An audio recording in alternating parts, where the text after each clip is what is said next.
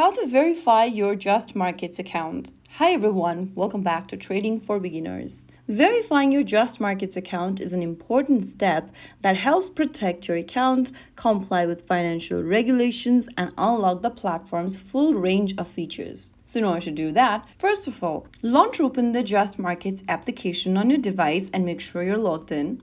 After you're in, go to the upper left corner and tap on the menu button. On the next page, you'll be able to see the complete verification button. Just click on that, and if you haven't verified your account yet, on the next page, you'll need to select one of the identity document type, but before that, make sure that your document issuing country is correct. Now, under select your identity document, select whether you'd like to use international passport, driver's license, or residence permit.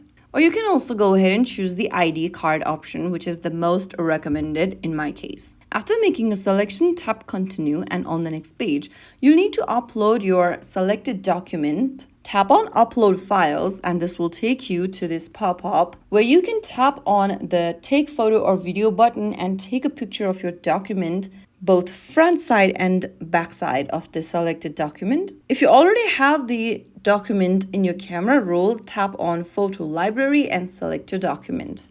Make sure to upload both front and back side of the document in these two boxes and tap continue.